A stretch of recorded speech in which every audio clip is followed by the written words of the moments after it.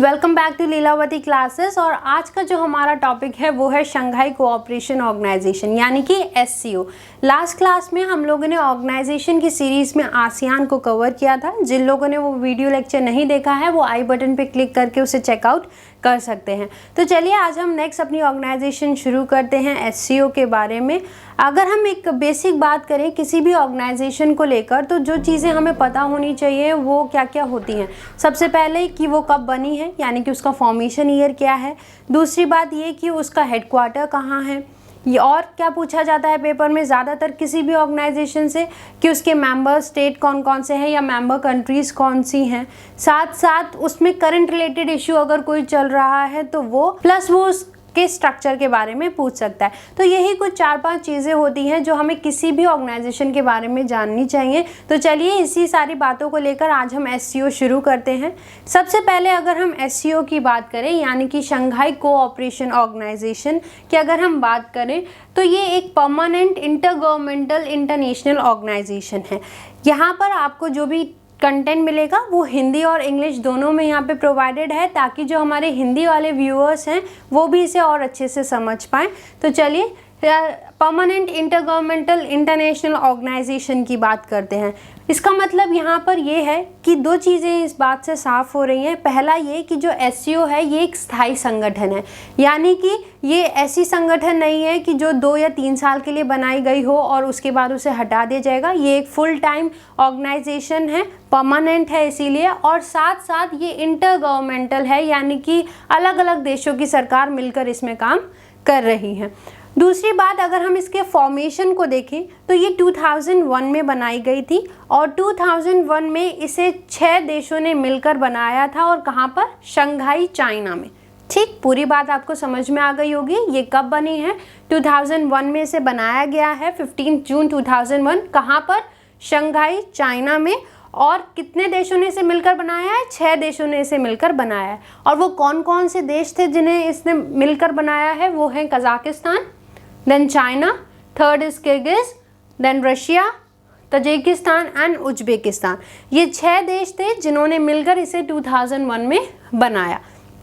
चलिए आगे अगर इसकी हम बात करें तो it was preceded by Shanghai 5 group यानी कि शंघाई 5 ग्रुप एक ऐसी संस्था थी जो एससीओ से पहले बनी हुई थी। और इस शंघाई 5 में जो सदस्य थे वो कौन कौन से थे? कजाकिस्तान, चीन, किर्गिस्तान, रूस और तजाकिस्तान। यानी कि अगर आप अभी देखें जो अभी हमने लास्ट स्लाइड में बात करी जब इसे बनाया गया 2001 में, तो इसमें एक ऐसा मेंबर है उज्बेकिस्तान जो शंघाई 5 में नहीं था। ठीक है, तो देखो दोनों के मेंबर्स याद हो जाएंगे। अगर आपको शंघाई 5 के मेंबर्स पता हैं तो आप उसमें उज्बेकिस्तान ऐड कर दीजिए और आपका नया संगठन बन के तैयार हो जाएगा और उसका नाम क्या होगा? एससीओ। ओके, तो शंघाई 5 में 5 थे एक्सक्लूड उज्बेकिस्तान। तो जो बचेंगे वो सारे कौन से मेंबर्स हो जाएंगे? शंघाई 5 के। और जब उज्बेकिस्तान 2001 में जुड़ा इस शंघाई 5 में तो एक नई संस्था बनकर आई जिसका नाम रखा गया शंघाई 6 और इसी शंघाई 6 को बाद में एससीओ के नाम से जाना जाने लगा। तो आई होप कि अब आपको पूरी हिस्ट्री समझ में आ गई होगी एससीओ की कि एससीओ कैसे बना है। पहले एक संस्था थी शंघाई 5, उसमें उज्बेकिस्तान को जोड़ दिया गया 2001 में। तो जो एक नई संस्था बन के आई उसका नाम क्या रखा गया? शंघाई 6, जिसे बाद में एससीओ के नाम से जाना जाने लगा। ठीक है, तो ये तो सारी बातें हो गई हमारी एससीओ के बारे में। अब बात करते हैं कि इसका हेडक्वार्टर कहाँ है। तो it is in Beijing, China. जो इसका मुख्यालय है वो कहाँ पर है? बीजिंग में है। ध्यान रखिएगा, अक्सर लोग यहाँ पर गलती कर देते हैं ये सोचकर कि शंघाई कोऑपरेशन ऑर्गेनाइजेशन है तो हेडक्वार्टर भी कहाँ होगा? शंघाई में होगा। नहीं, शंघाई में इसे बनाया गया है लेकिन जो इसका मुख्यालय है वो कहाँ पर है? बीजिंग में है। नेक्स्ट अगर हम बात करें तो इसकी जो ऑफिशियल लैंग्वेजेस हैं वो 2 हैं, रशियन एंड चाइनीज़। ठीक है, ये 2 ऑफिशियल लैंग्वेजेस हैं इसकी। साथ साथ रिसेंटली इस ऑर्गेनाइजेशन में 2 और नए सदस्य जुड़े हैं। 6 सदस्यों ने मिलकर तो इसे 2001 में बनाया था। अब 2 और सदस्य इसमें जुड़ चुके हैं 2017 में और उनका नाम है इंडिया एंड पाकिस्तान। ठीक है, अगर आपसे क्वेश्चन पूछा जाता है कि रिसेंटली एससीओ में कौन से नए मेंबर्स जुड़े हैं तो वो कौन कौन से हैं? India and Pakistan. और ये कब जुड़े हैं? 2017 में। यानी कि अब SCO मेंबर्स की गिनती कितनी हो चुकी है, 8 हो चुकी है, जिसमें से 6 मेंबर्स वो हैं जिन्होंने इसे बनाया था 2001 में, और 2017 में इसमें 2 और नए सदस्य शामिल हुए जिनके नाम थे इंडिया और पाकिस्तान। ठीक है, चलिए अब इसी बात पर आ जाते हैं इसके मेंबर्स को देखने। तो अगर हम मेंबर्स की इनकी बात करें तो देखो ये पूरा जो मैप आपको यहाँ पर दिख रहा है ये SCO के मेंबर्स हैं। ओके, एक बार नाम देख लेते हैं। Russia, Kazakhstan, Uzbekistan, Kyrgyzstan, Tajikistan, Pakistan, India and China. ये 8 मेंबर हैं जो मिलकर क्या बनाते हैं, हमारी SCO को बनाते हैं। अगर हम इन मेंबर्स की बात करें तो मेंबर्स पे बढ़ने से पहले मैं आपको एक और चीज़ बताना चाहूँगी। सेंट्रल एशिया में जब हम मूव ऑन करते हैं तो देखो हमारे पास ये 5 तान वाला एक ग्रुप आता है, पूरा 5 तान्स है यहाँ पर। ठीक है, जब हम वर्ल्ड मैप की सीरीज़ लेकर आएंगे तब हम इन तान्स को और अच्छे से डिटेल में देखेंगे। लेकिन अभी SCO में क्योंकि अक्सर यहाँ पर गलती हो जाती है, इसलिए यहाँ पर थोड़ा सा समझिए। ये जो 5 तान हैं इसमें से 4 तान ही SCO के मेंबर हैं। ध्यान दीजिएगा, यहाँ पर 5 तान्स हैं, Kazakhstan, Uzbekistan, Kyrgyzstan, Tajikistan and Turkmenistan. Okay, यही 5 तान्स हैं। ओके, अफगानिस्तान पाकिस्तान को अलग रखिए अभी। ओके, तो हम इन 5 तानों की बात करें, इन 5 में से एक तान SCO का मेंबर नहीं है, और वो कौन सा है, तुर्कमेनिस्तान। अक्सर सबको लगता है कि ये चारों तो हैं तो तुर्कमेनिस्तान भी क्या होगा, SCO का मेंबर होगा। नहीं, तुर्कमेनिस्तान SCO का मेंबर नहीं है। तो पहली तो ये बात आप ध्यान रखिएगा। ओके, तो इन 4 में से कौन सा मेंबर नहीं, कौन सा तान नहीं है SCO का मेंबर, तुर्कमेनिस्तान। और इसे कैसे याद करेंगे, देखो जब भी ये 5 तान आते हैं, कितना भी याद कर लो इनको, लेकिन तब भी कंफ्यूजन हो जाता है पेपर में। ठीक है, तो फिर तुक्का मार के आंसर लगाते हैं आप लोग, तो तुक्के से याद कर लीजिएगा कि तुर्कमेनिस्तान मतलब तुक्का, यहाँ पर तुक्का नहीं है। आप SCO में कोई भी तुक्का नहीं लगाएंगे, यानी कि उसमें तुर्कमेनिस्तान शामिल नहीं है। ठीक है, आसानी से याद हो गया, तुक्का यानी कि तुर्कमेनिस्तान। तो बाकी कौन 4 तान बचे, Kazakhstan, Uzbekistan, Kyrgyzstan and Tajikistan जो इसमें शामिल हैं, plus Russia, China, India and Pakistan. ये और वो 4 स्टेट हैं जो इसमें, या और वो 4 कंट्रीज हैं जो इसके सदस्य देश हैं। चलो अब मूव ऑन करते हैं इसकी ट्रिक पर कि आप इसकी ट्रिक से कैसे इसे आसानी से इसके मेंबर्स को याद करेंगे। तो वो हैं Kyrgyzstan, Uzbekistan, Russia, Tajikistan, India, Pakistan, China and Kazakhstan. In members को मैंने देखो एक ट्रिक में ही लगाया है जिससे आप इसे आसानी से याद करेंगे। थोड़ी सी वियर्ड ट्रिक है, लेकिन हाँ जिनको ट्रिक से ही ये याद होंगे उनके लिए ट्रिक देखिए। ट्रिक है कुछ कुर्ता IPC का। ठीक है, हम एक कुर्ते से याद कर रहे हैं, जो कुर्ता है वो किसका है भाई, IPC का कुर्ता है। और IPC कौन है, इंडिया, पाकिस्तान और चाइना। और कुर्ता जो है वो क्या है, किर्गिस्तान। कुर्ता में K जो डिनोट है वो किसके लिए है, किर्गिस्तान के लिए। U denotes for Uzbekistan, R for Russia, और कुर्ता का जो ता है वो ता से तजिकिस्तान। ओके, तो कुर्ता किसका है भाई, कुर्ता IPC का मतलब कजाकिस्तान। ठीक है, तो सिंपल सी ट्रिक थी कुर्ता IPC का, जिससे आप सारे इन स्टेट्स को याद, इन मेंबर्स को, इन कंट्रीज को, मेंबर कंट्रीज को याद कर सकते हैं। चलिए ये तो बात हो गई मेंबर्स की। साथ साथ SCO के कुछ ऑब्जर्वर कंट्रीज भी हैं और कुछ डायलॉग पार्टनर्स भी हैं। येट ऑब्जर्वर कंट्रीज यानी कि पर्यवेक्षक देश और जो वार्ता साझेदार देश हैं वो नहीं पूछे जाते फ्रीक्वेंटली एग्जामिनेशन में, लेकिन फिर भी नाम थोड़े से पता होने चाहिए। तो एक बार देख लेते हैं ऑब्जर्वर में कौन कौन है। Afghanistan, Belarus, Iran and Mongolia, यानी कि 4 इसके ऑब्जर्वर देश हैं। वहीं जो डायलॉग पार्टनर्स हैं वो 6 हैं, अजरबैजान, आर्मेनिया, कंबोडिया, नेपाल, तुर्की एंड श्रीलंका। चलिए आगे अगर हम बात करते हैं तो आता है स्ट्रेंथ ऑफ SCO, यानी कि SCO का कितना सामर्थ्य है, कितना ये फैला हुआ है, कहाँ इसका इम्पोर्टेंस है, किस रीजन में इम्पोर्टेंस है। अगर हम सारी बातों को देखें तो देखो ये 40% ऑफ ग्लोबल पॉपुलेशन कवर करता है। वर्ल्ड की जितनी भी जनसंख्या है, जितनी भी आबादी है, उसका 40% हिस्सा कहाँ पर आता है, SCO के अंदर आता है। ऑब्वियस सी बात है, चाइना इंडिया दोनों ही इसके मेंबर हैं और वर्ल्ड में सबसे ज़्यादा पॉपुलेशन भी इन्हीं 2 कंट्रीज़ में मिलती है। साथ साथ 20% ये ग्लोबल GDP का होल्ड करते हैं। वहीं वर्ल्ड के लैंड मास का 22% भी इनके पास है, क्योंकि रशिया सबसे बड़ा लैंड मास में है वर्ल्ड में अगर हम कोई भी कंट्री देखें, और वो इसके क्या है, सदस्य देश हैं। ठीक है, यहाँ पर देखो ये एक पाई चार्ट में दिखाया है, रफली दिखाया है पॉपुलेशन को और लैंड मास के रेस्पेक्ट में।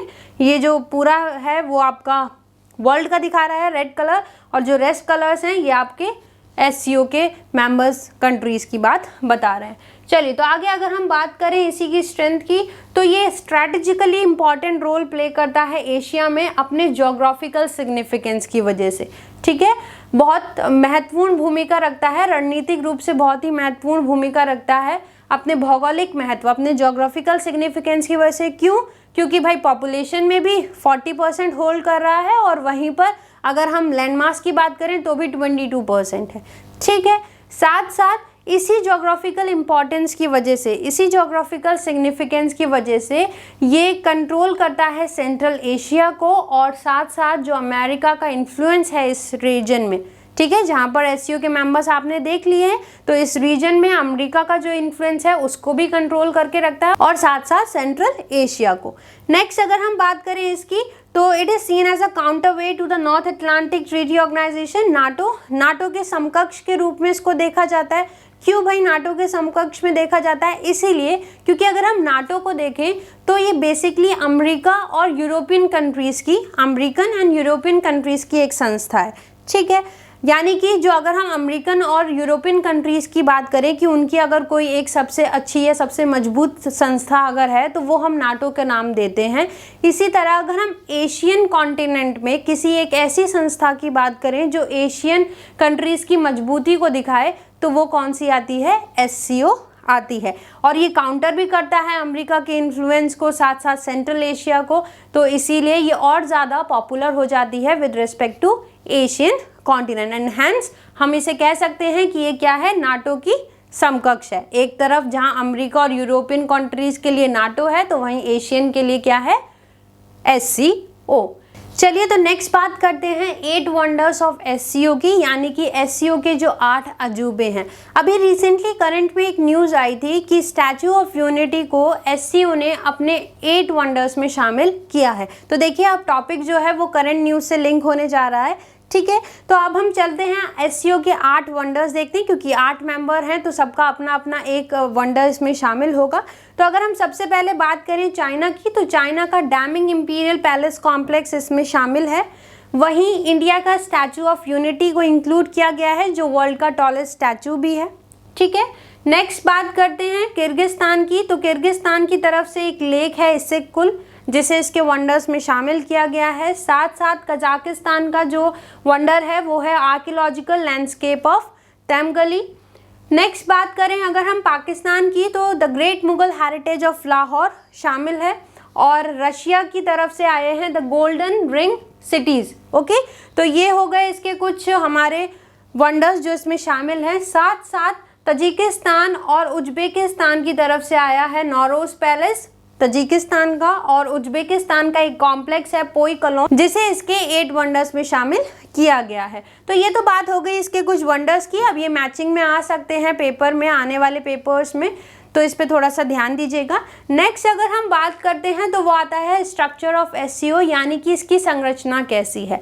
अगर हम स्ट्रक्चर की बात करें तो बेसिकली ये 5 पार्ट में डिवाइड है। 5 पार्ट्स में एक है हेड ऑफ स्टेट काउंसिल, वहीं head of government council, council of minister of foreign affairs, regional anti terrorist structure and SCO secretariat. इनके बारे में हमें ज़्यादा डिटेल में नहीं जानना, बस थोड़ी थोड़ी सी चीज़ें जान लेते हैं। तो चलिए सबसे पहले बात करते हैं हेड ऑफ स्टेट काउंसिल की।